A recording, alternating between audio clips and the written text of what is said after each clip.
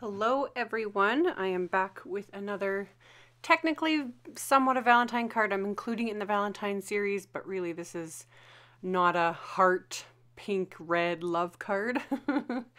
I have this stamp set by Your Next Stamp. It's called Sea Creatures Set 2. I've had it for quite some time now.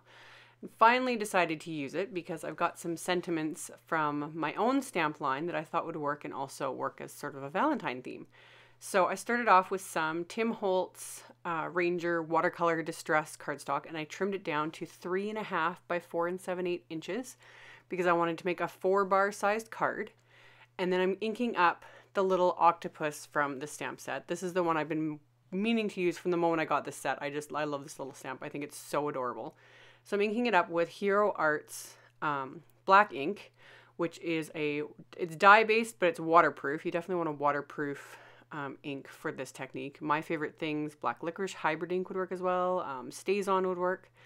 So I chose the Hero Arts this time because it's super, super black. And my original plan was to have just the little stamped image here, and then I was going to do my distress watercolor background. But then I was looking at these little seaweed stamps in this Sea Creatures set, and I thought, how cute would those be stamped along the bottom in different shades of green? So I'm using My Favorite Things, Sour Apple, and then Gumdrop Green hybrid inks for this step.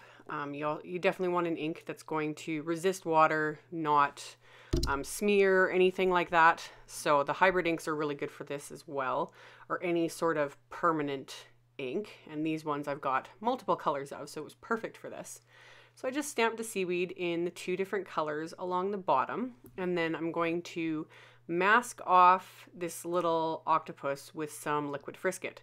You could use AmyR's rubber cement will work just as well for this if you can't get liquid frisket. I will link to Simon Says Stamp has much smaller bottles. My big huge bottle I got from an art supply store quite some time ago, and that was the smallest bottle I could get, and this bottle is huge. And for stamping and these sorts of techniques, you don't need a big bottle of this stuff because a little bit goes a long way. I just pour a bit out on my craft sheet. I'm finding that's way easier to control rather than trying to pick it up with the brush from the bottle. That's what I've always done before. I don't know why. I ended up getting it everywhere when I do that. So pouring a little bit out on my craft sheet or any other non-porous surface, and then I just pick it up with this crappy little paintbrush. You do not want to use one of your nice brushes with this stuff or with rubber cement because it will wreck the brush. So I've just got this cheap little brush. I don't even know where it came from, but I keep it with the bottle of liquid frisket, and that's all I use it for. Because it gums up the bristles and it pretty much ruins it. So this is my like glue brush basically. So when I'm done, I just wipe the brush off with a baby wipe and wipe up the extra liquid frisket with the baby wipe. And then I set this aside to dry. You want to make sure your image is covered all the way up to the lines. You don't want to go outside the lines because it's going to mask wherever you put it.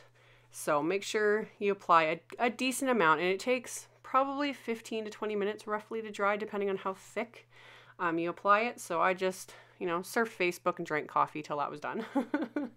And then I've got my craft sheet out still, and I'm just mushing my mini distress inks into it. And I chose a light colored palette for this. So I started off with tumbled glass distress ink, and then I mushed a little bit of broken china into the center of that. And then I'm using milled lavender and sponge sugar. And that's where the mini ink pads definitely come in handy over the bigger ones, is you can get like a bigger variety of colors in a smaller area. So I mushed those all over my little craft sheet there in roughly the same size as what my watercolor paper is. And then I just sprayed it a few times with just water. It's something you definitely need to experiment with to see how many sprays works for how much water, because you don't want it to completely like oversaturate it and then it just turns into a big blob.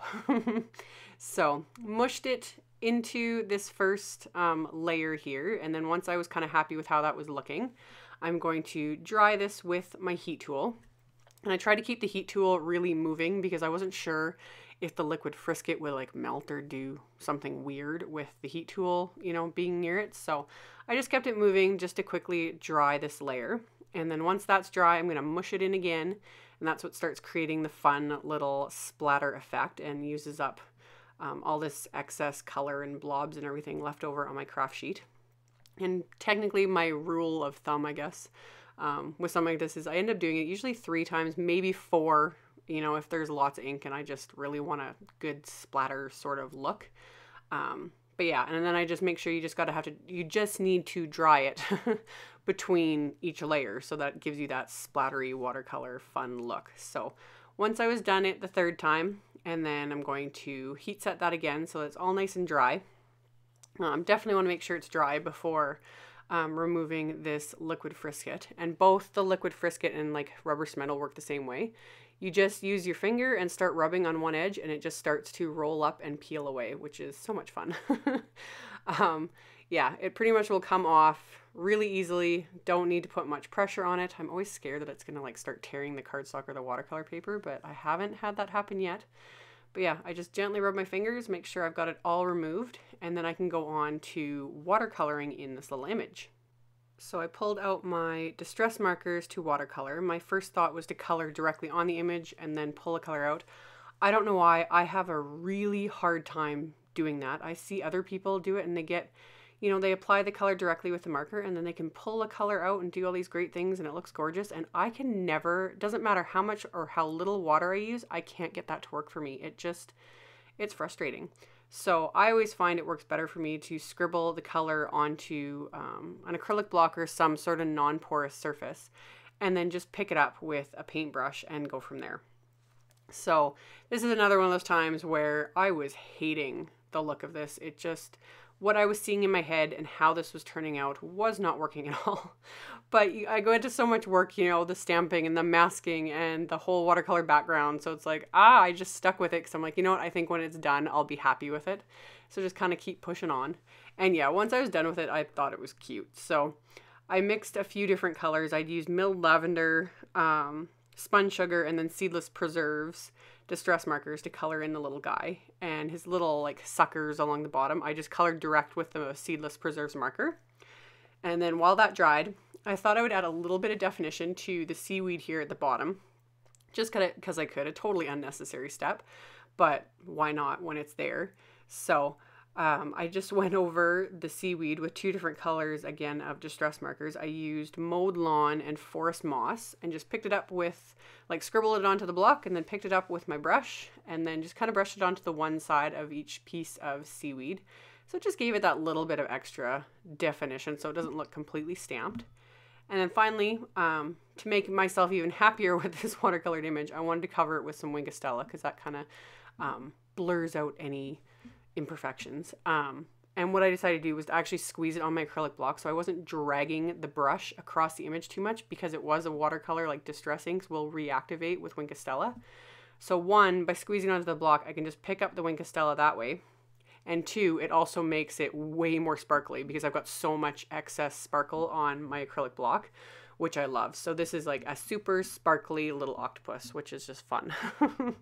So once I was done with all that, let the Winkostella dry. The sentiments I'm using are from my underwater sentiment set, which is a really old stamp set. It's still available. All the sets I've designed are still available. We're getting close to 90. I think there's 86 stamp sets at the CC Designs store. So yeah, this is really old, but it's perfect for these little images. So I chose this Inkin of You stamp, and I'm just using my stamp positioner so that I can get it stamped straight on here and just inking it up with the Hero Arts black ink and then stamping it directly onto this little panel. So I could have done this. I had thought about doing this before I even did all the watercoloring and everything. I was going to stamp the sentiment, but I was like, oh, whatever. Because I'm like, yeah, if I mess it up, I'll just stamp it on a separate piece of cardstock, you know, die cut it and do a little like flag element or something. So I usually have a plan in mind in case I do mess up, but this time it worked. And then for the inside of the card, I just set aside the watercolor panel. I'll adhere that at the end. For the inside of my card, I'm just using more sentiments from the stamp set. So the first part of it, or technically the second part of it, just using the stamp positioner to get it stamped straight. And this is where I was like, this kind of works as sort of a Valentine card. That's why I'm including it in the series, just cause. But yeah, stamp the Oceans of Love. And then there's a separate little companion stamp that says Sending You. So use my stamp positioner so that I can get those adhered the way or stamped the way I'd want, not adhered. Stamped the way I want. So that's where my stamp positioner is absolutely necessary, especially with rubber stamps like this that you can't see through. So got that stamped, and then I decided I wanted to add a little embellishment on the inside. So I grabbed that little octopus stamp again. I just inked it up with that milled lavender distress ink, just a light pale little purple, and then figured out where I wanted him to go. And then decided I wanted to add kind of a splatter of ink, sort of thinking of, you know, ink that comes out of an octopus sort of thing. So I just grabbed my color spritzer tool and used the Seedless Preserves Distress Marker and get that into position, and then you just screw it in there. And then I always use a scrap of grid paper or whatever first, just to make sure it comes out the way I want it, like in a nice splatter, not a big blob or anything weird. So did that, and I'm just going to hold this up, splatter it a couple times along the inside of the card, and that finishes off the inside. I didn't want to go too overboard. I was going to splatter like the pink and the light purple too, and I was like, no, just stop. So did that, and then I took the main panel here and then my paper trimmer, and I'm just going to trim off about 1/4 of an inch or so. I wanted it to be not a full card front. I wanted there to be a little bit of a border or whatever. So I just trimmed off just a little bit with my paper trimmer. And then I'm going to use foam tape to adhere this to my card. So still going with this big huge roll I mentioned in, I think, just my last video. I'm getting close to almost using up this roll, but I have my backup, so I'm good. Otherwise I'd start feeling like my OCD would start twitching if I didn't have a backup of this stuff, because I love it. And yeah, lots of foam tape on the back of this because it's been watercolored and all that fun stuff. It's a little bit warped. It's not too bad, but adhere that. And I start from the top of the card to make sure it's even, and then there's a little bit left like hanging over the bottom. So I just flip it over so I can see it from the inside and just use my scissors to trim off that little bit that's kind of hanging over the bottom of the card so that it's all even. And then as a last little bit of embellishment, again, totally unnecessary, but I felt like adding them to this card, is these are the Simon Says Stamp Assorted Moonshine sequins. And I just thought they were cute. So I'm going to place them where I want them to be on the card before I decide, start adhering them, just so that I'm kind of happy with the placement to make things simpler. And then I'm just using my Ranger Multi-Medium Matte Adhesive, which is my absolute favorite for adhering, well, pretty much anything when it comes to small embellishments. It never seems like it's gonna hold at first, but then once it's dry, the stuff is stuck on like cement. So I just squeeze tiny little amounts onto the areas where I wanted the sequins, and then that's all there was to it. So as always, there will be a link below the video to my blog post with links to all the supplies used, so check that out below if you're interested. Thank you guys so much for watching and subscribing and thumbs upping my videos, and I will see you all soon in the next one. Bye!